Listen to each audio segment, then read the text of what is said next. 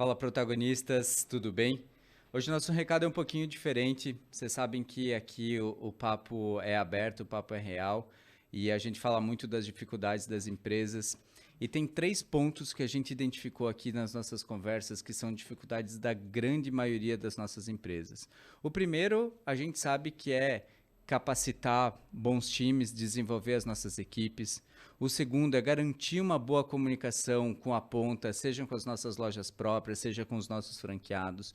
E o terceiro e mais importante, garantir lá na ponta que as estratégias que são desenhadas dentro de casa funcionem, né, Elton? É isso aí. E se esses desafios passam pelo seu dia a dia, procure a Inside the Box. Eles têm ferramentas para realmente solucionar esses pontos e têm um nível de acesso muito grande. E são 3 ferramentas, galera. Ferramenta 1, treinamento mobile focado em varejo. Então, todo o treinamento na palma da mão das suas equipes. Segundo, a gestão de tarefas e visita de loja. Então, você vai poder acompanhar com um dashboard, com toda uma estrutura, as visitas de loja e a gestão do varejo. E o terceiro é comunicação real time. E além disso, tem 3 fatores que são diferenciais e que apoiam muito e ajudam muito. Primeiro, tudo isso em uma plataforma acessível e amigável a todo tipo de público. Segundo, uma integração com o sistema da loja que gera os gatilhos de treinamento automaticamente. É muito legal essa facilidade. E por fim, um aplicativo da marca. Então, se esse é o seu momento, se esses são seus desafios, a gente tem quase certeza que são, procure Inside the Box, aponta o celular para o QR Code que está aqui e procura o time da Inside the Box e vão ajudar vocês a solucionar esses problemas do varejo. Certo? Sim, senhor. Vamos para o episódio então. Valeu! Bora lá. Fala, protagonistas! Aqui é Elton Neretti e nós estamos começando mais um episódio do Protagonismo Esporte Clube, o seu protagonismo de carreira, empreendedorismo e negócios. E hoje temos um episódio de peso, senhoras e senhores. Hoje a coisa vai ser desobediente, eu diria aqui. E antes da gente passar, eu passar aqui pro meu parceiraço Thiago, como é que você tá, querido? Tudo bem? Faz tempo que eu não te vi, hein? Fazia tempo. Tô com saudade de gravar. Hoje você vem em minha homenagem. Eu vim é o nosso convidado. Você veio de Corinthians. Então tá bom. Quis me ambientar. Antes de passar pro Thiago apresentar o nosso convidado, quero aqui agradecer e falar do nosso patrocinador, a Fader Estratégias Internacionais. A Fader, para quem não conhece, ela tem mais de 25 anos ajudando empresas e marcas a internacionalizar as suas marcas, ou seja, a exportar ou importar também. Então, se esse é o momento da sua empresa de exportação ou de importação, procura o pessoal da Fader no @Fader Internacional ou no 47 30 35 2400. Fala com a Sheila, fala com o Thiago, eles são especialistas e vão ajudar vocês da melhor maneira possível. E aí, Thiago? Quem tá conosco? Vamos lá. Nosso convidado de hoje tem uma carreira incrível, já foi jornalista, apresentador, já é palestrante, podcaster, especialista, então tem que fazer bonito aqui. Já estamos aprendendo aqui. É empreendedor, mas acima de tudo é um desobediente produtivo. O pai da Mel e do Lui, bem-vindo, Ivan Moré. Tudo bem? Obrigado. Boa, bem-vindo, Ivan Moré. Com vocês, bater um papo aí sobre protagonismo, né? Que legal. Hoje o mundo precisa cada vez mais de pessoas que absorvam o protagonismo das suas vidas, das suas jornadas, trajetórias. Concordamos plenamente. Obrigado demais por ter vindo. Somos fã do seu podcast, Desobediência Produtiva. É uma das inspirações, aliás. Que legal. Muito legal ter você aqui. Fico feliz. E aí a gente tamo nervoso aqui, tamo orgulhoso e nervoso, porque não é fácil tem quem conhece. Já tomamos dica aqui, pessoal, cuida aqui, cuida ali. Estamos aprendendo aqui, mas eu acho sendo um aprendizado, né? Sempre. Eu acho que esse é um negócio muito rico. Imagino que você, até uma pergunta aqui já, se também vale ali para você no Desobediência Produtiva. A gente cria muito esse podcast. O Protagonismo Esporte Clube tem o propósito de dividir grandes histórias, né? Boas histórias que possam ser insights. E a gente tem ficado muito feliz porque a gente não investiu, a gente está fazendo, não investiu de mídia, de querer ganhar seguidores. A gente quer, na verdade, ganhar qualidade. E toda semana alguém vem e fala, puta, eu ouvi aquele podcast legal. E é isso que a gente quer muito, é impactar uma pessoa por semana. Para nós já tá muito legal, mas a gente aprende muito, né? E eu acho que dentro da tua jornada lá também cria-se um ambiente de a gente aprender o tempo todo, não é não?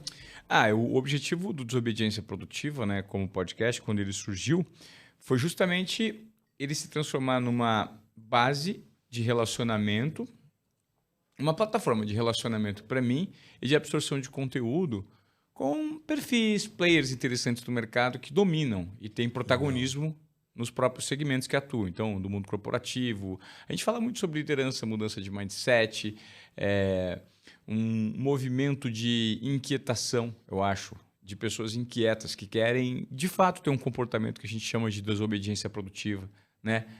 Fazerem a sua história, marcarem uma trajetória de transformação por onde passam. E ele surgiu com esse intuito. O objetivo, inicialmente, era justamente eu estreitar, aproveitar parte da minha credibilidade como figura pública, né?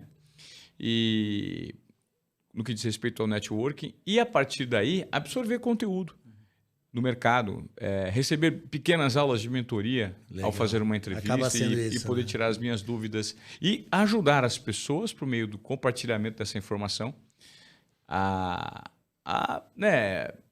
terem também insights, a absorverem desse conteúdo. O objetivo do Desobediência Produtiva sempre foi transformar mesmo, ser um conteúdo específico para gerar uma transformação para um público que segue. E quem gosta, gosta muito. Quem não gosta, não liga. Tipo, ame ou odeie. Quem gosta é apaixonado. Eu tenho algumas mensagens que eu recebo vez ou outra. A Giovana até testemunha de perfis que ouviram todos os episódios. Tem gente que ouve todos os episódios. A gente está há 4 anos no ar. E tem uma galera que é fissurada, apaixonada, porque gosta da maneira da gente conduzir a entrevista. Eu deixo o entrevistado muito solto, né? Então, esse é o objetivo mesmo, né? Eu aprender e compartilhar o conhecimento. E teve um dessas histórias, desses episódios assim que foi mais marcante, que gerou em você uma grande transformação, assim, tipo...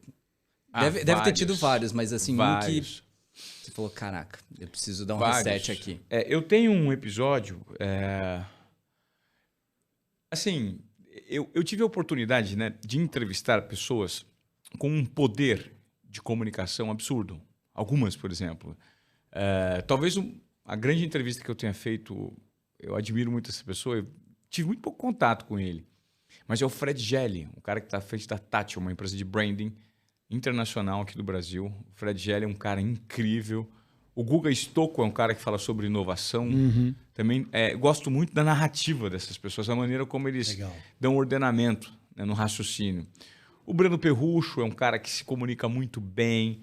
O próprio Bruno Perini. Enfim, teve muitas entrevistas. O Joel é um cara muito próximo a mim, né? O Felipe Tito foi uma entrevista que fez um sucesso enorme. O próprio João Adib, da CIMED, o primeiro podcast que ele falou na vida foi o meu. E eu É mesmo? Eu expliquei para o João Adib que ele precisava começar a desbravar essa jornada digital lá em 2019. É mesmo? Vamos fazer... Meu, o que é podcast? Aliás, vocês sabem o que é podcast? O significado de podcast? Boa pergunta. Você sabe? É um negócio que a gente faz geralmente de quinta-feira, das 4h30, 18h30. Podcast foi um termo cunhado em 2003 pelo Steve Jobs. Né? O Steve Jobs marcou a trajetória de... enfim, marca a história de muita gente, porque todo mundo quer ser Steve Jobs, né? Se inspira muito na trajetória dele. Mas podcast foi cunhado em 2003, já como algo um tanto visionário. Como ele acreditava num futuro em que as pessoas teriam acesso à informação, à comunicação, numa segunda tela que caberia na palma da nossa mão. Aliás, hoje o iPhone, se ele estivesse vivo, acho que ele ficaria muito puto, porque o iPhone cresceu. Da palma da mão. A gente tem aquele iPhone 5 que era pequenininho, que era de fato que cabia na palma da mão. Sim. Né? E poderia realizar todas essas tarefas. E o podcast é o Personal On-Demand Broadcasting, ou seja, a transmissão pessoal de conteúdo, né? Sob demanda ali. Personal on demand, sob demanda. Então, foi cunhado por ele, justamente por acreditar que isso aconteceria num futuro. 2003. E hoje, 2003. Nossa Senhora. 20 anos atrás. Ele era muito à frente do tempo dele, né? É incrível. Deixa um legado até hoje, né? Enfim. Total. Ô Ivan, me diz uma coisa, o que na sua visão, né? Você tem lá o podcast Desobediência Produtiva, o que é ser um desobediente produtivo? É ser inquieto, assim, para resumir numa palavra, é ser inquieto. Inquietação. Né? Eu acredito muito que pessoas inquietas, que não se contentam com a média e que são buscadoras, se propõem o tempo inteiro a se reinventar, que eu acho que esse é o grande segredo da nossa jornada na vida. É você se reinventar a todo momento. Né? A gente nunca A gente sempre está. Né? A gente sempre está em momentos de vida. Perfeito. Hoje eu estou com 46 anos, estou saudável, mas eu não sei amanhã. Né? Estou pai de 2 filhos, então eu sempre estou empreendedor, eu estive apresentador, né? Então a gente sempre está no momento de vida. Eu acho que o segredo disso tudo, do desobediente produtivo, é primeiro, estar conectado com as próprias características. Eu acho que muita gente tem dificuldade de autoconhecimento, sabendo o que é bom e o que é ruim. E estar conectado ao momento presente, para saber o que eu preciso caminhar nesse momento presente para melhorar parte das minhas características ou aproveitar parte delas. E o que eu preciso transformar. Né? De que forma eu transformo aqui? Como eu sou relevante? E isso requer um nível de inquietação, que a gente chama de desobediência produtiva. Perfeito. E nós temos exatamente um conteúdo, uma palestra que explica isso na prática. Como se dá desobediência produtiva. E existe um conceito, né, um método por trás, que é baseado num tripé. Eu sempre explico em alguns podcasts que eu vou, que hoje eu estou com um casaco aqui, mas eu tenho uma tatuagem aqui que reflete parte do... Depois eu vou mostrar para vocês, a gente faz um corte, que é isso aqui, é o triângulo da desobediência produtiva. Que o conceito é sustentado por um tripé, que leva em conta a intuição, que é o primeiro passo, a confiança é o segundo passo, e a coragem é o terceiro. Muitas pessoas, a grande maioria das pessoas, não estão aptas e treinadas para validar a própria intuição. Verdade. Aí você me pergunta, o que é intuição? Você que está me ouvindo aí. Você não sabe o que é intuição? Intuição é uma soma de todas as suas experiências conscientes e inconscientes durante a sua jornada de vida. E que em algum momento ela se comunica com você. É um sentimento, é um pensamento, é uma situação específica, uma comunicação que vem do seu cérebro para você, te indicando, te orientando, te dando um ponto de vista, te dando uma provocação, um insight. E que, ela se comunica o tempo inteiro e ela é muito poderosa. O que acontece é que as pessoas, primeiro, quando recebem esse sinal, já cortam ou sequer validam ele. Né? Não, tipo, corto, isso não existe, eu tô pirando aqui, não tem... O que vão achar de mim, né? O que vão achar de mim?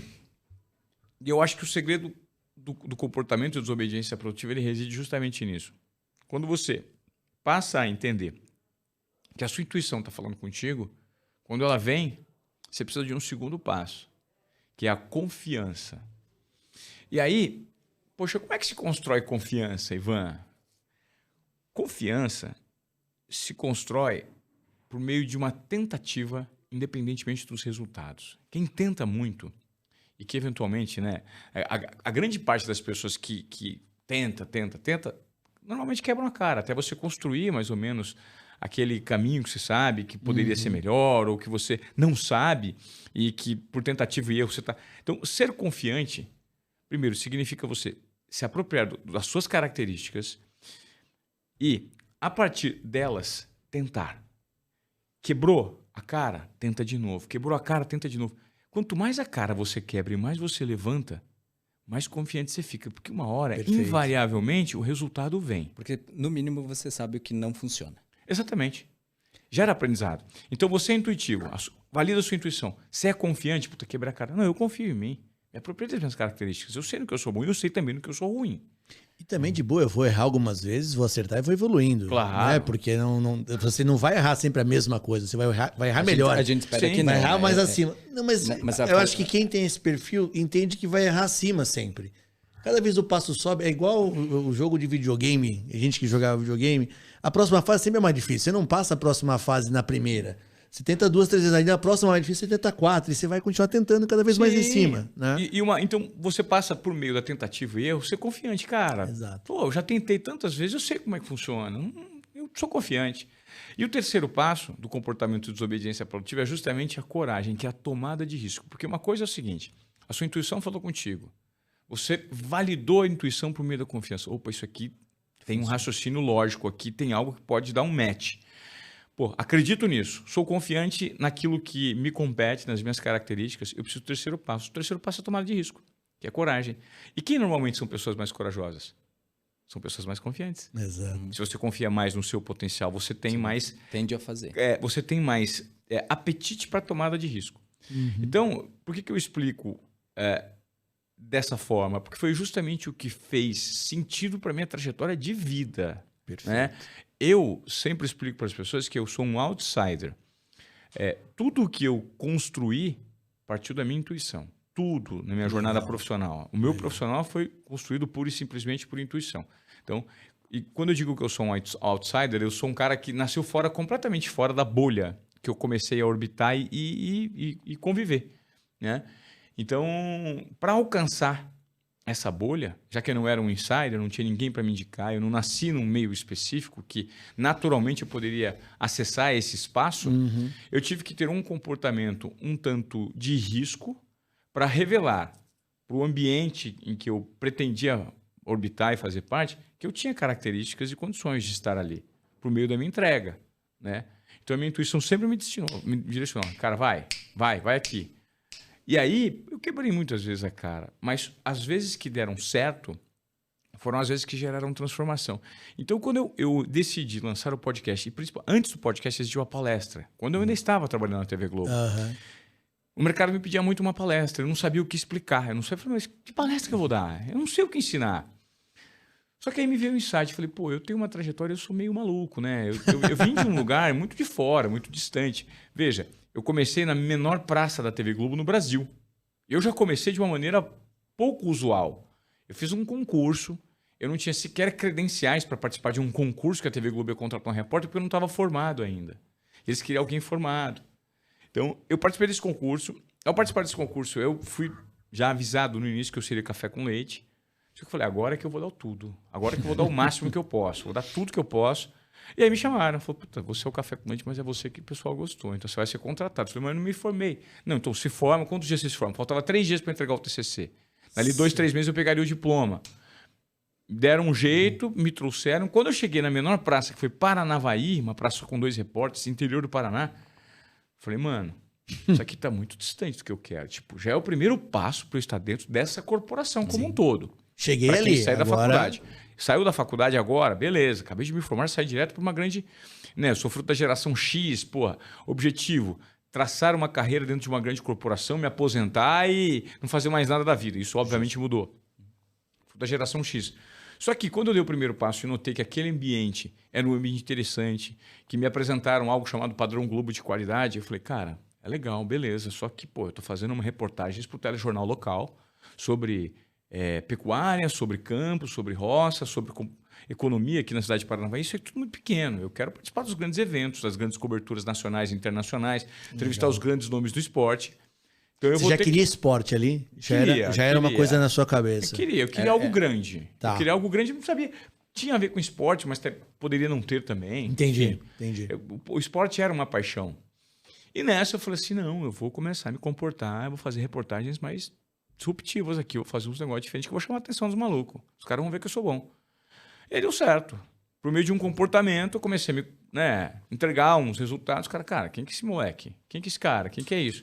Aí eu fui pingando cada vez mais próximo às capitais. Então, de Paranavaí, eu fui para a Globo de Jundiaí, depois eu fui para a Globo de Sorocaba, depois eu fui para a Globo do Rio, Globo de São Paulo, Globo do Rio. E ali, como eu coloquei como meta, quando eu estava me aproximando de São Paulo, eu falei, eu quero apresentar os 2 principais programas de esporte. A Globo só tem 2, Globo Esporte, Esporte Espetacular. Eu consegui. Legal. Eu quero fazer cobertura de Copa do Mundo, de Olimpíada, de mundiais de outras modalidades. Consegui. Quero fazer cobertura de Fórmula 1. Consegui. Quero entrevistar os grandes nomes do esporte. Deu tudo certo. Quero ganhar prêmio fazendo isso. Quero conhecer o mundo. Deu certo. Até que em 2019, eu percebi que uma transformação na maneira, nos modos de consumo de conteúdo das pessoas, né, muito impulsionado pelo advento tecnológico, sim. Digital que a gente vive. Eu falei, cara, isso aqui deu.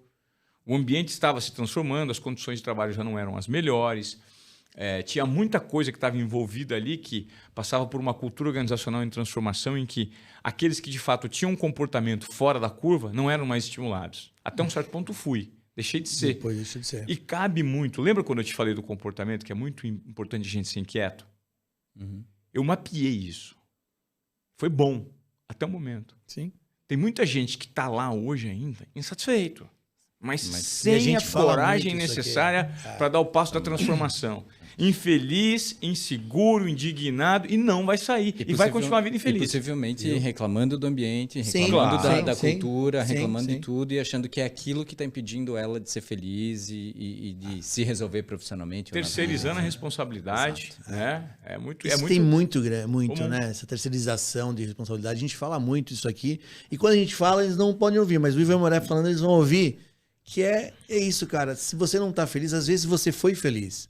E às vezes não é a empresa, é você. Claro. É autoconhecimento. Entendeu? É Deu isso. pra mim aqui, agora eu vou buscar outro negócio legal. E é a sua responsabilidade buscar algo diferente pra você. Claro. Não é da tua empresa de gerar algo diferente pra Não, você, de não. gerar o teu plano de carreira. O plano de carreira é seu.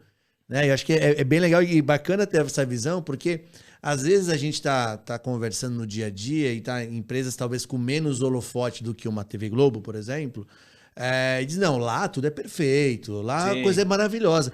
Cara, tem coisas maravilhosas e coisas não maravilhosas em qualquer lugar. E às vezes as pessoas também acabam se estagnando lá e se acomodando e sendo infelizes no trabalho. Né? Então, é legal essa reflexão, porque traz um pouco da realidade como a vida como ela é de fato, né? Claro.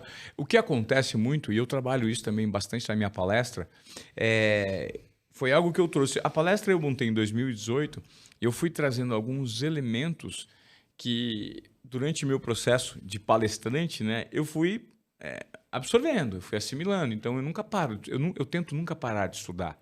Eu estava até comentando com a Giovana agora que eu estou sem ler. Não estou lendo nada hoje. Você pergunta, que livro você está lendo hoje? Somos dois, eu tô com uma dificuldade Eu não tô difícil lendo. de conseguir ler. Eu não estou ultimamente. lendo. O último livro que eu li... Normalmente eu sempre guardava 3 ou 4 livros ali, o Profeta do Khalil Gibran, eu sempre gosto de consultar. Toda semana eu leio um pedacinho do Evangelho, uma coisinha para ficar... Mas eu não estou lendo nada agora.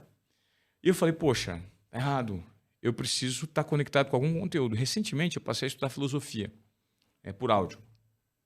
E eu trouxe alguns elementos da filosofia que dão sustentação para esse movimento de desobediência produtiva, que me ajudam a dar embasamento e fazer com que a mensagem seja mais sólida e chegue em mais pessoas. Legal. A gente está falando sobre responsabilidade, né? Culpa e responsabilidade. E tem algo muito interessante que eu assimilei recentemente da escola estoica, né? De filosofia, que tem como os 3 grandes pensadores, Marco Aurélio, Sêneca e Epíteto. Epíteto era um escravo e um grande pensador. A escola estoica ela prega muito os valores vinculados à virtude do homem, né? À conduta, à virtude, ao bem-estar do outro de uma maneira simples, né? Esse é o principal movimento da escola estoica. E Epíteto era um escravo, um cara que pensava muito em virtudes, em valores, em sabedoria. E uma vez perguntaram, falaram assim, você é um escravo, cara, você fala, né? Na época. Você é um escravo, você vive escrevendo, falando, mas você não faz nada, você é um escravo. E ele respondeu da seguinte forma, escravo é aquele que, naquilo que lhe compete, não faz nada. Naquilo que ele podia fazer, que era pensar, gerar raciocínio e gerar estímulo e insight, ele fazia. Escravo é aquele que não faz nada no que depende da gente.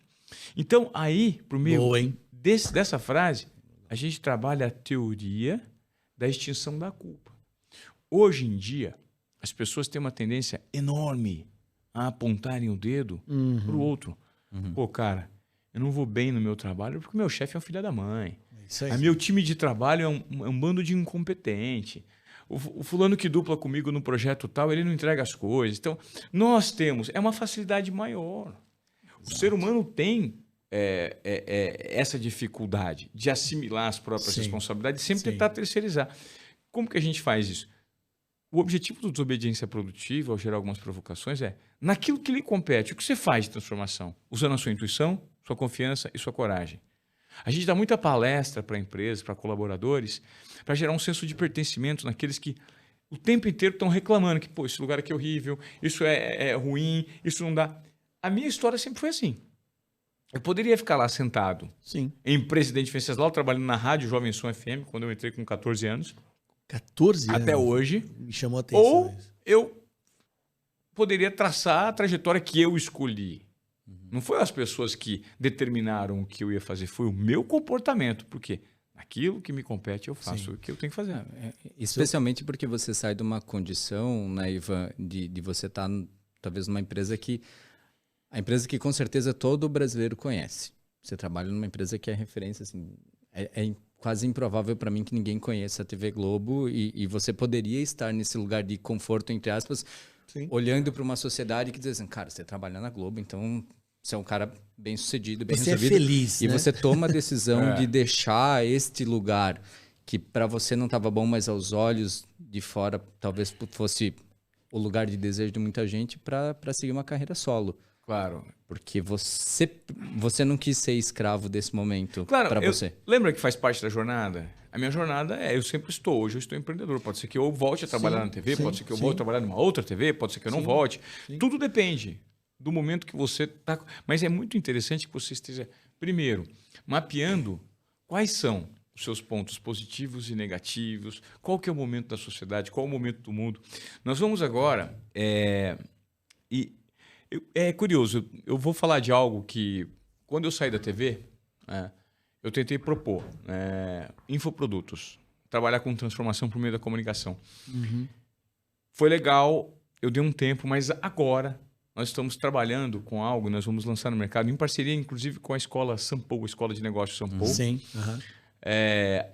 Algo gratuito daqui a alguns dias, justamente para empoderar e dar ferramentas para quem hoje se sente para trás, se sente desatualizado, não entende o que precisa para gerar um momento de reinvenção da própria figura, Legal. tanto pessoal quanto profissional. Legal. Nós vamos a três dias gratuitos na Escola Sampo com certificação. O objetivo é, de fato, fazer uma parceria para ajudar pessoas a se transformarem no mundo de hoje. E, consequentemente, Sensacional. transformar o mundo de hoje. E transformar o mundo de hoje. Então, eu entendi isso muito como objetivo de vida, independentemente a consequência financeira disso pouco importa. Ela, se for muito boa, ela vai vir. Mas o meu papel hoje é de transformar por meio do meu exemplo e me juntando com alguns players interessantes que têm um entendimento e percebem essa necessidade de transformação. Então, hoje, a gente consegue, por meio da obediência produtiva, dar voz a muitas pessoas que estão sofrendo. Sabe? Poxa, baixa autoestima, falta de entendimento de que elas, de fato, têm valor. As pessoas hoje estão tristes, elas estão doentes, elas estão em casa, elas se comparam demais. O digital gera muita coisa positiva, mas gera o dobro de coisa negativa. Sabe? A gente vive numa sociedade absurda da comparação. A indústria da atenção está o tempo inteiro tentando drenar o nosso foco. A gente está cada vez mais superficial. Poxa, eu falei que eu não estou lendo. Sabe? Por quê? Porque hoje o consumo de informação ele é tão imediatista que gera a falsa sensação que você está por dentro de muitos assuntos lendo uma manchete. Não está. Não tá. É bem isso mesmo. Sabe? A gente deixa de treinar o nosso cérebro para a gente, de fato, se concentrar em conteúdos mais aprofundados que vão gerar uma transformação para a gente. Exato. Sabe? Exato. É meio que uma cultura do conhecimento meio falsa, né? É. Extremamente rasa, né? É o que Mário Vargas Llosa chama de contracultura, na civilização do Total. espetáculo, que é um Total. livro maravilhoso, que eu vou deixar de dica pro pessoal, quem quiser. Boa. Mário Vargas Llosa, Civilização do Espetáculo, cara, reflete Tá na lista exatamente o que a gente vive hoje em dia, né? Pô, a galera acorda assistindo digital, dormindo digital, você dorme menos, sabe? Crianças aí completamente sem criatividade, tendo a sua atenção drenada pelo digital, com conteúdo pronto, direcionado, com pais com cada vez mais dificuldade de entreter essas crianças com o tempo, mas também com cada vez menos paciência. Mas com essa Paciência de facilidade de ensinar. entregar um Não, celular você e entrega. resolver o problema. Você entrega. Resolver o problema. E como pai, não vou atirar a pedra porque já fiz. Teve uma, não, tá, vai. Vai ali, Claro, pega um pouco o celular, todos porque a vida é fazem. assim. Mas, cara, tava uma coisa que, inclusive, ouvindo um dos episódios do Desobediência Produtiva, no carro, eu falei, cara, eu tô fazendo totalmente errado. Eu esqueci o nome do rapaz. Marcos Fianzers. Não, o do que eu falei antes aí quando a gente começou, o Timothy. Matheus Tomoto. Matheus Tomoto, aliás, parabéns, belíssimo episódio, vale muito ouvir. Ele fala sobre o quanto os pais hoje não ensinam as crianças a escolher. A gente escolhe tudo para as crianças. Eu pensei pensando, caramba, a vida é feita de escolhas. A gente vai ser muito a sua atitude, o seu comportamento, o que você tem de sonho, mas as suas escolhas. Porque no final do dia você vai escolher direita ou esquerda. Não estou falando de política, estou falando vermelho ou amarelo, ser mais para cá ou ser mais para lá. E a gente acaba todo o tempo minando os nossos filhos de não tomar escolha. Nem da roupa, muitas vezes, que vão usar, nem do esporte que vão fazer na escola. Então eu cheguei em casa e falei, mas esposa, parou. Meu filho de 10 anos vai escolher o que ele quiser. Não o que ele quiser, eu vou deixar ele fazer besteira. Mas você vai dizer, cara, se você for para cá, a consequência é essa. Se você escolher isso aqui, a consequência é aquela. Vamos começar a medir o que é melhor, o custo-benefício das coisas. Porque, na verdade, hoje, e a gente vê muito no mercado, tem muito pouco profissional tomando escolhas, tomando risco, fazendo a escolha e assumindo um protagonismo, né? É muito assim, o que meu chefe quer fazer? O que você quer fazer? O que você não quer fazer? E a gente precisa impulsionar muito isso. E é legal ouvir você falar, porque é muito o que a gente acredita, casa muito com o que a gente vem difundindo aqui, dando voz. Tome as suas decisões, entenda os seus caminhos e aprenda o tempo todo. Né? Um cara como você que tem, um sucesso absurdo, já chegou muito longe, vai chegar mais longe ainda, tá ainda sentindo falta de leitura, tá se desenvolvendo, tá se provocando aí além do caminho que você tem e tá se reinventando, porque imagino que sair de apresentador, de jornalista como formação para empreendedor foi uma jornada e tanto, né? Teve alguns aprendizados aí. Super. E, mais uma vez, cheio de erros no caminho, né? Que me deram uma prática do que não fazer, do que fazer com cautela, do que de fato apostar. Então, eu sempre fui muito xereta, eu sempre fui muito pelo faro, né? Eu sempre fui muito intuitivo. Pô, o que eu vou fazer? Isso tem pontos positivos e negativos, né? Tem uma aptidão, um apetite muito grande pelo risco, mas as ideias, da mesma maneira que elas me empolgam muito rapidamente, elas vão. Né? Às vezes falta um processo de acabativa, sabe? Tem muita iniciativa e tem muito projeto na gaveta, guardadinho. Tem muito projeto na gaveta, tem muito projeto que não deu certo, tem muito projeto que ainda vai sair do papel. Mas tem muita coisa que também, inesperadamente, deu mais certo do que a gente imaginava. Né? Verdade. A nossa palestra, a Mitsubishi Cup. Eu virei piloto de rally do nada. Virei piloto de rally porque uma categoria me chamou para eu comunicar o social media dos caras. E aí eu falei, não, vamos fazer isso. Aí fui, trabalhei um ano com a Mitsubishi Cup, como embaixador dos caras, produzindo conteúdo digital para eles. E aí, na última etapa do ano, dá uma volta aí no carro. Não quero, não, dá uma volta. Andei, gostei. O cara, navegador do meu lado, profissional, falou assim, cara, você é piloto? Onde você correu? Eu falei, meu irmão, você tá me tirando? Você é piloto? Eu sou jornalista, caramba. Você tá louco? Quem me dera ser piloto, cara? Tem grana pra correr nisso aqui. Cara, se você não eu gostei do que você fez aí. Você foi bem demais. Olha só. Eu falei, sério? Eu falei, esperei passar 2 meses, virou o ano, 21 para 22. Cara, Ivan, a gente queria renovar com você para ser embaixador. Eu falei, tem alguma coisa me falando aqui. Intuição, né? Eu quero, beleza. Só que é o seguinte, eu tenho uma observação. O que é? Não, então vamos mandar o contrato aí, esse mesmo formato. Eu falei, não, eu quero, mas eu tenho uma condição. Se eu não quero ser piloto. Você quer ser embaixador? Eu falei, vou fazer o conteúdo, mas... mas que loucura isso, cara. Por quê? Eu falei, porque eu dei uma volta, os caras falaram que eu podia andar. Alguém me falou que dava. Eu entrei na competição, já fui correr prova, isso semana que passou, agora capotei o carro. É mesmo? Então, era meu primeiro acidente que eu sofri. Fiquei o ano passado inteirinho, o ano passado inteirinho eu corri 7 provas, cada etapa tem 3 provas. Eu corri 21 provas, né? 7 etapas, 21 provas. Cara, larguei nas 7, cheguei larguei nas 21, cheguei nas 21. Fiquei quinto no campeonato, ganhei uma etapa ano passado. Que legal. E esse ano tava tudo indo bem, aí o primeiro acidente maior, assim que faz parte de todo mundo ter uma trajetória no rally, é um capote. Várias vezes as pessoas capotam. Ainda mais eu tive meu primeiro, foi uma delícia. Aprendizado. Sabe o que eu tô falando? Tem tudo uma coerência? Sim. Que eu falo tem uma coerência? Sim. Eu não tô falando de algo que eu não... Toda a minha jornada e o meu conceito é respaldar nas coisas que eu faço hoje. Total. Eu faço hoje. O que me dá na telha, eu faço. Mas, Ivan, que bom que você trouxe esse ponto de volta. Você falou 2 vezes aqui sobre essa questão do hoje, da jornada e da diferença entre ser e estar. É de uma inteligência muito grande você ter essa leitura, porque... Vou te perguntar e dando a minha opinião, assim, tá cada vez mais difícil encontrar pessoas que entenderam que elas estão, que elas não são. A gente vive em meios onde as pessoas têm certezas do que elas são. Sim. E elas trazem o que elas são da vida inteira. Não, eu sou isso, eu sempre fui, eu sou esse cara, eu resolvo todos os problemas, mas o mundo mudou, principalmente pós 3 anos completamente insanos que a gente passou. Você tem esse sentimento também que talvez uma grande virada de chave como sociedade, as pessoas entender que elas estão e que elas não são absolutamente nada, não. Mas que mais do que ser, a gente está? Claro. Eu acredito que eu sou. Na verdade, eu sou tudo aquilo que eu acredito que eu posso ser. Né? Mas tudo que eu acredito que eu posso ser, normalmente eu estou. É um processo. Né? Eu já fui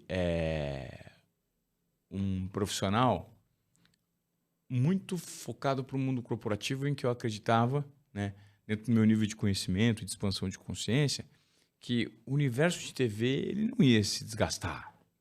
E eu me apegava muito àquele fato de ser um apresentador e tal. Eu acreditava que aquilo... Eu sempre dizia, eu estou apresentador, porque o dia que me tirarem eu não estou mais. Sim. Então, foi justamente saber que você pode estar na alta ou na baixa, né? Que me dá a inquietação constante de nunca me sentir confortável, sabe? Não dá para você se sentir seguro, acomodado em algumas circunstâncias, porque eu não sei o dia de amanhã. A única coisa que me garante um conforto mínimo é estar muito conectado com o momento presente e mapeando todos os dias o que eu preciso fazer para melhorar. Um pouquinho todo dia. Que é uma velha máxima da professora Lucilena Galvão, que diz, um pouquinho todo dia, sem pressa e sem pausa. No que eu posso melhorar na minha jornada de vida? Porque é um processo um pouco mais profundo e mais complexo, em que o profissional se confunde muito com o pessoal. Né? Que é a história de qual é o meu legado, como eu quero ser lembrado pelas pessoas que tiveram a oportunidade de conviver comigo, qual que é o rastro que eu quero deixar na minha trajetória. E eu fui me balizando muito nas pessoas que eu tive a oportunidade de conviver na minha jornada. Sabe? Então, por exemplo, hoje, qual que é o perfume que eu vou deixar ao dar entrevista para vocês aqui? Quando eu falo perfume, o que eu vou deixar de retenção? Quando eu virar as costas, o que vocês vão falar do Ivan? Puta, esse cara é uma mala, hein, meu? O cara metido pra caralho, veio aqui um puta de um bunda mole. Ou, não, puta, esse cara é um cara legal. Ele é um cara interessado, ele veio aqui de livre e espontânea vontade, né? Então, eu acredito muito nisso, que as pessoas precisam fazer, de fato, aquilo que elas estão fazendo no momento presente com a melhor entrega possível, porque não faz. Você não faz. Você não procura alguma coisa, outra coisa para fazer. Vai achar outra para fazer. É exatamente isso. Sabe? Exatamente então, eu acho que as pessoas, hoje, quando você me pergunta, eu estou, as pessoas não estão conectadas com elas mesmas, porque é muito difícil estar conectado com si mesmo, né? Às vezes a gente fechar os olhos e ter que conviver com os nossos fantasmas é complexo, é difícil. Absurdamente difícil. E com todas as respostas para o que significa estar, né? Acho que você trouxe um outro ponto agora. Estar é na condição que eu estou como empreendedor, como um apresentador, como um profissional, mas estar no sentido de estar aqui. Eu estou, de fato, fazendo aquilo que eu me dispus a fazer naquele momento. Porque senão você não vai fazer direito. Então, E se também na condição de você estar num momento difícil, você estar num momento bom, sabe que é passageiro. Tudo se transforma, vai mudar. Muda, tudo passa. Essa questão é muito importante. Assim, a gente ter... o ego é um negócio que maltrata muito as pessoas, né? Porque elas acabam se iludindo com esse status, esse momento de alta. E aí, nesse momento de alta, além de elas muitas vezes afastarem pessoas importantes, elas passam a achar que não precisam aprender mais. Achar que estão acima do bem ou do mal, ou acima de uma circunstância, ou acima de uma condição. E isso, cara, para mim, hoje em dia, cada vez mais é algo que leva o profissional, seja qual for a área que ele estiver, cada vez mais pro decesso. Porque no final do dia, cara, um cargo, um status, ele só te aumenta a responsabilidade. Ele só te dá mais responsabilidade sobre os outros especificamente, né? Eu sempre, quando chego numa empresa, sempre digo, chegou o diretor ou coisa do gênero. Eu falo, cara, eu sou um mero facilitador. Facilitador? Como assim? Eu só preciso facilitar que vocês façam o trabalho de vocês. Eu não preciso ter a decisão final, eu não preciso saber a melhor resposta, eu preciso abrir as portas, porque às vezes as portas estão mais travadas. E você precisa de alguém que precise soltar um pouco a fechadura, mas eu preciso abrir um espaço para que vocês possam desempenhar. Eu quero ser um protagonista coadjuvante, na verdade, do que exatamente o grande tomador de decisão. E eu sempre brinco com as minhas equipes que se eu estiver tomando muita decisão, tem coisa errada. Ou eu não estou desenvolvendo vocês direito, ou eu não estou dando a oportunidade para vocês se expressarem direito. Sim. Então, a gente precisa olhar menos o cargo, e isso, cara, eu acho que vale para um presidente de uma empresa. E quem assistiu Air, né, o filme da história do Air Jordan, né? É sensacional, assim, eu acho que tem... A gente, aliás, podia fazer um episódio sobre aquele filme, porque, cara, tem muita coisa pra tirar de lá. Aquilo ali é desobediência produtiva pura. Cara, Total. Eu assistia a cada cena e falava, não, é isso, é isso. brutal, né? E se ele seguisse eu assisti puramente... 2 vezes na sequência, assim, porque eu assisti a primeira vez e falei, cara, não é possível eu assistir de novo. Porque eu li o livro, A Marca da Vitória, que é a biografia do Phil Knight, assim. Cara, se você juntar as duas coisas, as tomadas de decisão... Isso que você falou agora... Porque o Phil, em algum momento, ele bancou o Strass ali, né? De dizer assim, cara, tá bom, a tua decisão, a decisão que você tomou, eu vou bancar aqui. Depois dele ter uma vida inteira, porque nesse momento da Nike estava consolidada como uma empresa de calçado de corrida e tal. Ele já tinha passado por vários... Ele já tinha aberto o capital, já respondia para um conselho. Ele falou assim, cara, não, eu vou bancar a decisão de um cara da minha equipe do mais alto nível de risco. Ele foi para o risco completo. Mas que num primeiro momento ele bloqueia, né? Ele trava um pouco. E aí a persistência do executivo dele, que foi atrás, que foi buscar alternativas, que foi disruptando, foi quebrando um pouco ela. Cara, tem tanta história naquele filme ali. Mas assim, a questão do o quanto a gente precisa, como líder, abrir espaço para as pessoas. Mediando, sim, mas abrir espaço. E quando... Se eu puder deixar um recado para a galera que nos escuta aqui, se você é um líder e você tomou uma decisão e a mesa toda concordou tão rapidamente, questiona de novo. Porque talvez você não está vendo alguma coisa, às vezes as pessoas estão concordando simplesmente porque o chefe falou. Claro. Cara, e não pode ter mais isso hoje em dia, não pode. E quando a gente para pensar hoje e analisa, cara, não era uma decisão que ia arrebentar a Nike, não ia quebrar, né? Hoje não ia. Mas internamente, para o contexto como se coloca, de fato era uma decisão muito importante. Sim. E extremamente disruptiva. Total. Né? Mas é exatamente dessa falta de previsibilidade de algumas situações e a pura conexão com o momento presente que isso gera um portal enorme de transformação para que coisas interessantes aconteçam. Sim. E ali ele fala muito... Ele mostra a intuição ativa, né? Porque quando o Strauss ali ele fica vendo e revendo o lance do Jordan, ele fala assim, cara, tem alguma coisa aqui me dizendo. E você não acha Aquela intuição. Que ele falou assim, tem alguma coisa... Por que passaram a bola para esse cara? Não fazia sentido passar a bola pro Júnior ali... Mas ele tem intuição com dados. Ele tem ele pega, não, esse treinador nunca botou um calouro. Sim. Esse treinador, ele não sei o quê. Esse cara ele tá relaxado. Olha que loucura. Você sabe que a intuição, ela é a maior coletânea de dados possíveis e imagináveis que nós temos. Eu ia te perguntar isso agora. A intuição, ela é construída, não é? Sim, a intuição é a soma de todas as experiências conscientes e inconscientes que nós temos. Perfeito. Acumuladas no nosso cérebro que a gente não comunica. É uma e que a gente bomba não tem de dados, ela é uma bomba de dados. E como você falou, que a gente negligencia. A tua experiência inteira de vida tá falando aqui no teu ouvido. Cara, você já passou por tudo isso, agora faz isso. Não, cara, você tá louco. Cara, e é um negócio, assim, eu acho que é legal a gente dividir isso. É muito legal, porque a gente tem um podcast, você tem um podcast que... milhões de vezes mais famoso. Aliás, eu escuto assim, fico pensando, pô, tem que falar isso, essa forma de falar é legal. Um dia se eu ouvir e falar, pô, eu falo isso, é porque eu tô copiando mesmo, admito aqui. Mas e a gente se expõe aqui, né? A gente faz palestra e tal. Hoje, indo trabalhar, eu tive um insight. E a primeira coisa, eu falei, caralho, eu acho que eu posso fazer isso. Desculpa a palavrão. Acho que eu posso fazer isso, acho que isso vai ser legal. Puta, mas será que vão achar engraçado? Será que vão... No segundo momento, e ó, eu te confesso que eu sou bem confiante. No segundo momento eu falei, cara, será? Aí depois eu comecei a escrever o negócio na minha cabeça, assim, dirigindo. Puta, cheguei no trabalho, escrevi meia dúzia de coisas, assim, que eu queria começar a transcrever ali. Mas o que eu quero pegar o gancho é, se tu bobear, tu se vai, mesmo sendo um cara confiante, um cara que tem um podcast, um cara que se expõe, um cara que não tem vergonha de falar lá, tu começa a se minar. Primeira reação, depois da intuição, é meio que uma autossabotagem, né?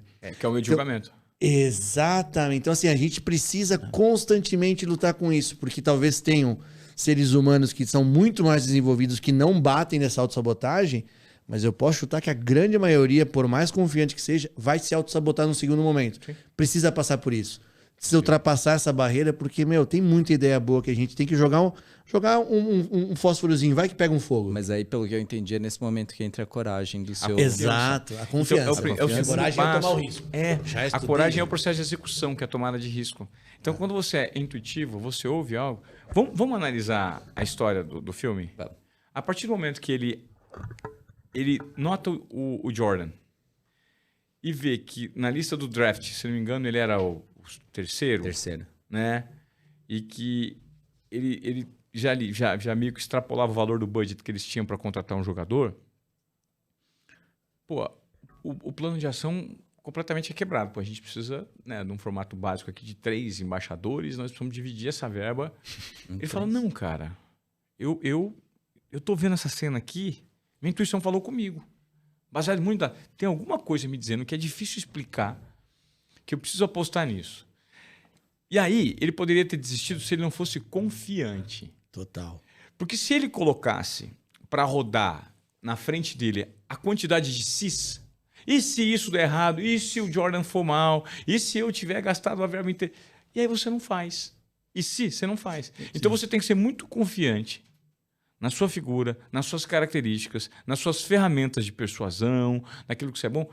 Que, óbvio, você também vai ter que pagar um preço. O responsável pela tomada de risco no terceiro momento é você. Entendeu?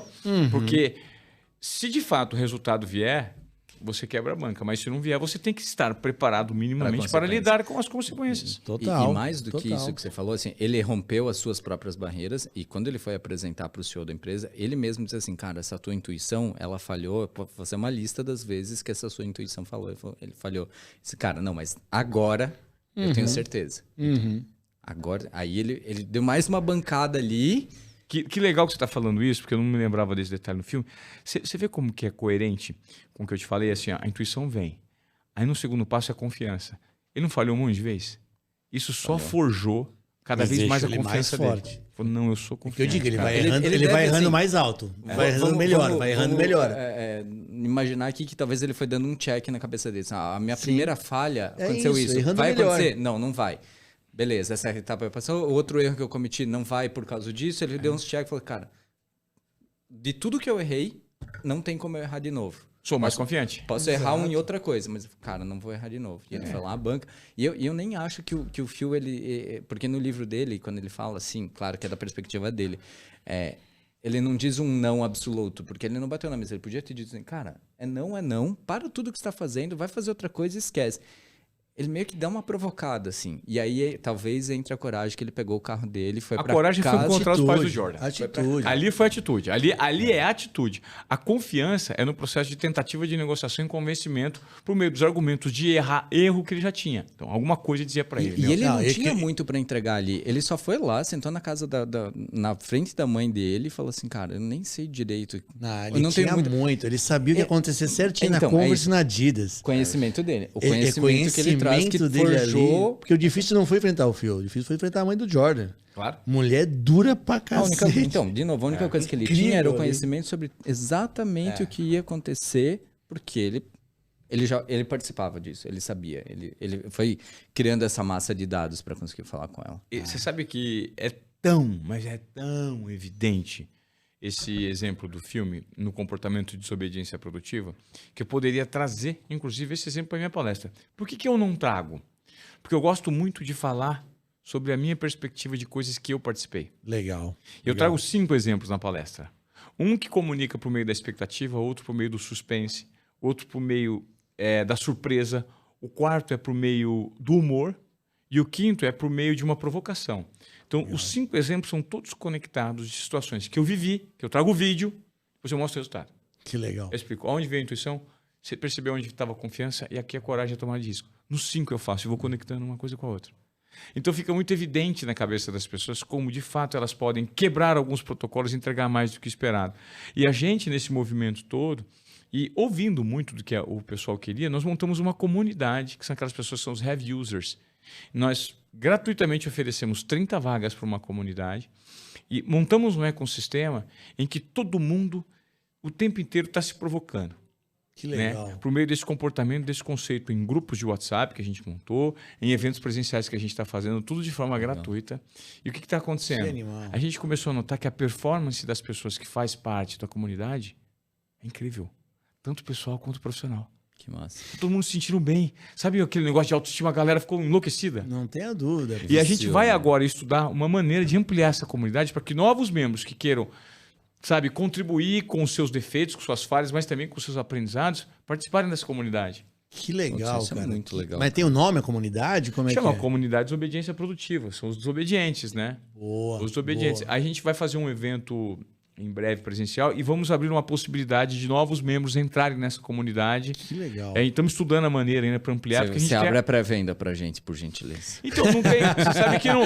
Você sabe que a Tem gente. duas vaguinhas Todo mundo. aí. Sabe que a galera nem comprou, né? Tipo, esses 30 primeiros membros não Foram foram. as pessoas Não, heavy eles users, né? ganharam. Os Entendi. caras ganharam uma correntinha como essa aqui, uma joia dessa aqui com o conceito, ó, intuição, confiança e coragem. Animal. Todo mundo ganhou legal. uma camiseta, ganhou uma cerveja, ganhou um monte de brinde de graça. Assistiram a palestra. Legal. Que legal. Então, assim, os caras não pagam nada. Eles ganham.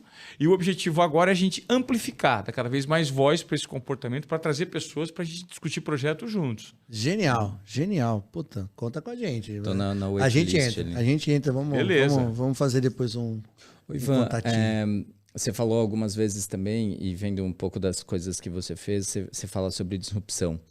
Disrupção e desobediência andam juntas. Eu acredito muito que a disrupção vem de um comportamento de ser inquieto, de ser desobediente. Né? Eu acho que é exatamente É um isso. combustível. É um Pra mim é combustível, né? Concordo. Pô, você consegue disruptar com o mercado, por exemplo. Quando lá em 2019 eu percebi que TV ia deixar de ser relevante para o profissional que trabalhava nela. Porque estava deixando de ser relevante para o público. Estava deixando. Não vai morrer. Assim como a TV não matou o rádio, a internet não vai matar a TV. A TV vai continuar, ainda é um canhão de mídia. Mas as coisas estão se reequilibrando, né? A atenção hoje não está mais única e restritamente. Pelo contrário, as pessoas estão aqui. E você precisa se reinventar. É o contrário. Não é que você assiste TV com a segunda tela na mão. Você assiste a segunda tela ouvindo a TV de vez em quando. Se tem alguma coisa interessante, você olha ali. A atenção está sempre aqui. Né? Então, quando eu percebi que eu precisava fazer uma disrupção com a minha imagem, eu era alguém que dependia da chancela de um nome muito maior do que o meu que vinha por trás. Ivan da Globo. E quando eu falo, cara, quem vai ser o Ivan o dia que a Globo deixar de existir? Se eu tomar um pé na bunda aqui, o que vai acontecer comigo? Eu estou vendo que as condições de trabalho pioraram. As tomadas de risco internamente não existem mais. O gestor que está aqui dentro, ele está cada vez mais preocupado em pisar na cabeça de quem está embaixo para se defender com o chefe dele de imediato que está em cima. Então acabou. Não era facilitador, era um dificultador. Né? Então ele queria defender o dele. Eu falei, cara, isso aqui virou uma selvageria. Isso aqui virou uma subversão da lógica, tá ligado? Antigamente, um ambiente com uma cultura incrível, que você tinha que tomar risco, você era vanguarda e tudo mais, de uma hora para outra, virou de cabeça para baixo. Eu falei assim, não faz sentido mais estar aqui, porque... Não combina mais com você, não, né? Quem não sou? é mais o que eu quero. né? O momento desencaixou. Aí eu falei, mas beleza, eu entendo alguma coisa além disso? Não. Por quê? Porque faz 20 anos que eu tô aqui. Vai dar um trabalho danado eu sair daqui e me reinventar. Só que eu preciso dar o primeiro passo. Eu preciso ser desobediente. Eu preciso disruptar. Então, não importa o quanto vai durar. O que importa é que vai dar certo. E, mais uma vez, se eu for farejando, né, de acordo com aquilo que eu gosto e sempre conectado com o momento presente, me apropriando das minhas características, cara, eu posso quebrar a cara, eu posso lidar com medo muitas vezes, com a incerteza. E, cara, quem aqui não fica a noite sem dormir? Preocupado com a vida, cara. Faz parte da jornada. O importante não é evitar o medo, é saber conviver com ele. É o que você faz com Perfeito. ele depois. O que você faz com ele. Então é chamar ele para dançar e falar, cara, calma aí. Mas a jornada é muito interessante, sabe? Então, hoje, muitos dos projetos que eu toco, eles me dão prazer. Por quê? Porque a jornada é gostosa. Né? Pode ser que um dê mais resultado que o outro, mas não interessa. Está gostoso mesmo assim. Porque eu sou muito verdadeiro comigo. Isso me faz me sentir vivo. Isso me faz me sentir relevante. Isso me faz trabalhar com fogo nos olhos. Entende? Que eu acho que é o que muita gente não consegue colocar em prática. Tem muita gente, cara, que quer muito resultado, mas esquece da jornada. E eu acho que, aí é uma opinião pessoal, quem se destaca mais é quem curte muito mais a jornada do que o resultado. O resultado é consequência da jornada.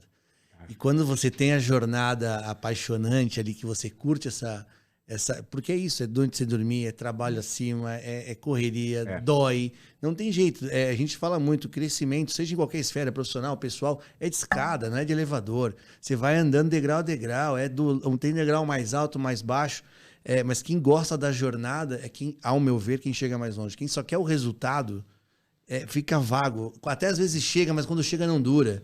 Porque não tem a jornada para dar realmente embasamento para estar lá, entendeu? Mas justamente por causa da história dos momentos, né, que o Ivan trouxe, né? Se você deposita 100% da tua energia ou da tua expectativa num único momento, que é o momento do resultado, você vai ser feliz por aquele momento em que aquele resultado durar, que às vezes é um dia, às vezes é uma semana. Cara, agora se você entender que, putz, cara, eu vou curtir aqui, é legal, tem uma entrega para depois chegar lá. Cara, você tá curtindo essa jornada inteira e depois do resultado ainda você consegue ainda olhar para trás e ver, caraca, foi legal. E eu acho que é muito massa, assim, a conversa hoje, porque mesmo um cara de super sucesso como o Ivan, teve um momento da cara e falou, cara, aqui não dá mais para mim, eu preciso me reinventar. Claro. E é legal o teu depoimento assim, cara, pô, doeu, dá medo, dá angústia, porque você tem que... Pô, só sei fazer isso que eu fiz a minha vida toda, nesse mesmo lugar. E agora? Como é que eu saio? Como é que eu faço? Como é que eu vou? É muito legal isso, porque tem muita gente nesse mesmo momento, em proporções diferentes, mas no mesmo momento, e dá para se reinventar. Dá para buscar algo melhor que te deixe feliz. Basta você topar o risco e você entender que a jornada não é só resultado positivo, ela tem pancadaria no meio também. E faz parte do show, não tem jeito. Depois que eu entendi que eu era uma marca pessoal, e que eu precisava, para de fato ter um comportamento de marca pessoal, eu precisava construir essa marca em volta de mim. O que eu faço, de que forma que eu faço, quais são os canais de distribuição do meu conteúdo, como eu vou impactar as pessoas, qual que é a narrativa que eu vou ter, como que eu vou gerar parceria com marcas, como que eu vou gerar valor para marcas.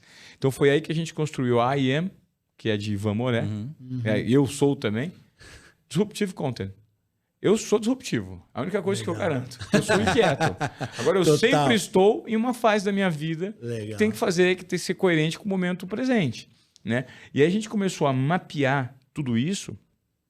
E hoje o curioso é que eu recebo muitas falas e mensagens de jornalistas que recentemente, por exemplo, há um mês a TV Globo fez um baita corte, né? E uma galera, pô, eu fiz um post me solidarizando, né, com os caras, mas justamente cantando a bola, dizendo que, pô, eu mapeei isso há 4 anos. Porque quando eu saí em 2019, 100% dos meus amigos falaram assim, você é louco, você é doente. Certeza. Eu falei assim, meu, vocês vão ver, vai dar certo, meu. Só que quando der certo, vocês vão... É difícil, eu vou estar dando alguns passos já interessantes fora de uma grande corporação, construir minha marca pessoal. Hoje tem um monte de gente batendo na minha porta.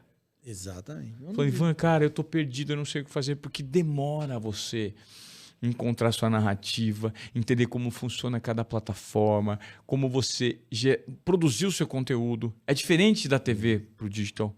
Totalmente. Tanto que agora, além desse curso com a Sampo, né, que é uma parceria, uma coisa é o curso com parceria com a Sampo, eu vou lançar um produto especificamente para jornalistas que estão com dificuldade, abrindo o jogo de tudo que deu certo e errado comigo. Que legal.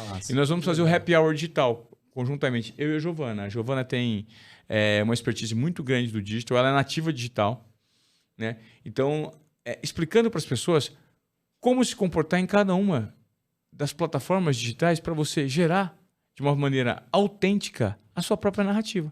Como fazer parceria com marcas, como explorar, porque as pessoas não sabem de fato olhar para o que dá certo e o que dá errado nas mídias digitais.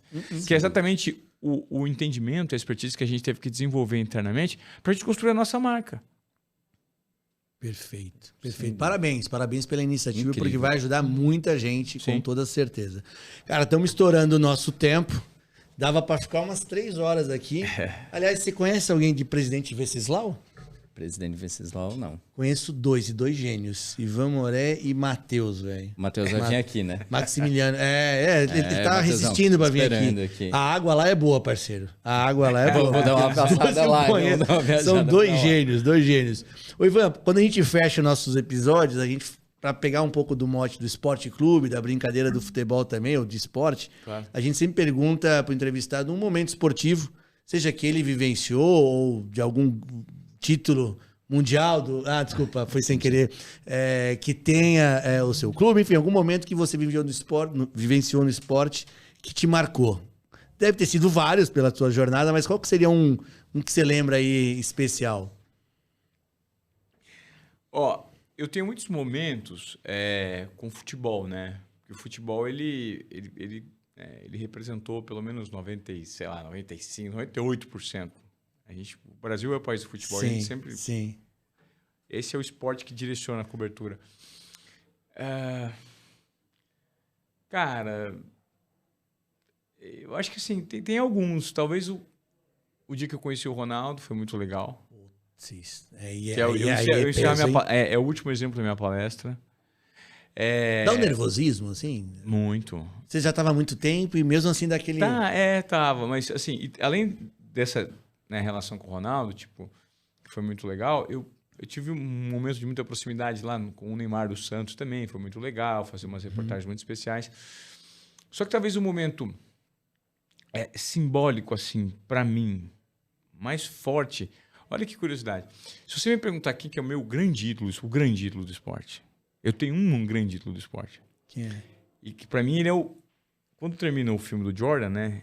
Eles falam que o Jordan talvez seja o maior competidor da história. É o maior atleta que surgiu. Sim. Concordo. Só que eu acho que tem um cara que tá acima dele, por exemplo, que é o Rafael Nadal. Eu acho que o Nadal... Sensacional. Mentalmente é o maior cérebro que o esporte já viu. E eu tive a oportunidade de jogar uma partida de tênis com o Nadal. Cara, e eu também joguei uma partida com o Roger Federer. Nossa. Que foi antes de jogar com o Nadal, eu joguei com o Federer, mas não foi no mesmo dia, né? Uhum. E o que me impactou por ter sido o primeiro, o que eu mais gosto é o Nadal. Mas eu joguei primeiro com o Federer. E a maneira como... O Nadal me tratou super bem também, mas a maneira como o Federer conduziu a entrevista e o momento que a gente teve com ele, mais de 45 minutos comigo e com toda a equipe de reportagem, a gente estava ali uns 6, 7. Inclusive, no dia eu levei um amigo meu pessoal para estar junto no interior. Falei, vou entrevistar o Federer, vem junto. Você tá louco, verdade? Pegou na mão do Federer, tirou foto do Federer. O cara enlouqueceu. Me impactou. Então, assim, eu me lembro da gentileza, da humildade, do ser humano. Então, veja, olha a referência. Quando você pega alguém desse tamanho, né, com esse nível de representatividade pro mundo... Quase um extraterrestre, né? Sim, e aí eu falo, poxa, cara, se esse cara é assim, eu tenho o direito de não ser, sabe? E é aquilo que eu falava no início, quando a gente começou a gravar, né? Tá conectado. O cara chegou, me deu uma atenção, jogou uma partida comigo, dedicou tanto tempo. Cara, como que eu vou fazer alguma coisa para alguém? Genial. Convidado que eu sou para fazer qualquer desempenho que eu não faça 100% presente. Não tenho esse direito. Fantástico. Então vamos fazer bem feito, vamos fazer com entrega. É óbvio que às vezes a gente tem dias de dificuldade, que a gente está desconcentrado, tem problemas pessoais, faz parte. Mas em boa parte do nosso tempo, né, vamos ter esse comportamento de desobediência produtiva para nos proporcionar uma quebra de padrões. E quando a gente for estar entregue nas situações que são diferentes na nossa vida, vamos estar entregue 100% ao momento presente, porque isso faz toda a diferença. Que aula, cara. Obrigado, legal, cara. Obrigado demais. E posso te dizer, primeiro, fã que a gente é seu, tanto o Thiago quanto eu. E você foi exatamente, você e a Giovana também foram exatamente tão generosos, tão carinhosos. Você foi o nosso Federer. Você foi o nosso Federer. Boa, bem colocado. Valeu. Porque Obrigado. Quando a gente fez lá o contato com o Douglas, abração Douglas, querido, vindo pro time Santa Lola aí, a gente falou, tenta lá, né? Que ele me mandou o episódio que ele gravou com você. Eu falei, tenta lá. Ele falou, não, a gente boa pra caramba. Eu falei, tenta, a gente aqui é pequenininho, tá começando e tal, mas... E na hora, ele mandou o print da conversa, já responderam positivamente, a Giovana foi super legal com a gente. A gente até achou, não, daqui a pouco ele vem, daqui uns 3 meses, não foi rápido de agenda, então muito, muito, muito obrigado pelo carinho, pela atenção. Obrigado Valeu. Pela aula de hoje. Imagina, cara. Só aprendizado, a gente só já era fã. né? A gente já era fã, é mais fã ainda agora. E no que precisar, conta com a gente está sempre aqui, vai ser fantástico estar mais próximo de vocês o tempo todo aí. É isso. Só agradecimentos mesmo, de verdade. Acho que tem, para todo mundo aí, tem muito insight. Eu acho que é uma trajetória super legal. A gente sempre quer contar essas histórias, né? A gente escolhe pessoas com essas histórias e em esferas diferentes, né? Você traz Traz a verdade da sua história e a dor da sua história e os erros que constroem uma bela história que sirva de lição para todos nós. Aí, obrigado mesmo. Imagina. E você que ouviu esse episódio com a gente, vamos amplificar essa voz maravilhosa que é do Ivan, nessa história sensacional. Dá o like, faz... Como é que é? Você que faz essa parte, eu tô me metendo na sua parte agora. No Instagram, enfim, segue o Ivan nas redes sociais, ouve o podcast dele. A gente aprende muito lá, então, por favor, se a gente tá aqui para fazer vocês aprenderem, vão aprender com ele lá. Legal, obrigado. Maravilha. Parabéns pela iniciativa, foi muito legal. Valeu, Obrigado. então. Gente, mais um episódio pro ar. Espero que tenham curtido. Encaminha aí para quem vocês Segue conhecem lá, que né, por favor. são protagonistas e desobedientes produtivos. É isso. Segue a gente lá em todas as plataformas. Vamos dividir experiências boas e conteúdo que nosso Brasilzão tá precisando. Certo, É meu isso irmão? aí. Segue a gente, YouTube, Spotify, Deezer e nas redes sociais. Aí a gente tá no TikTok, no Instagram, Protagonista do Esporte Clube, e convida a galera, manda pra todo mundo. Tá bom? Obrigado. Valeu, Ivan. Valeu, galera. Valeu. Um abraço. Tchau.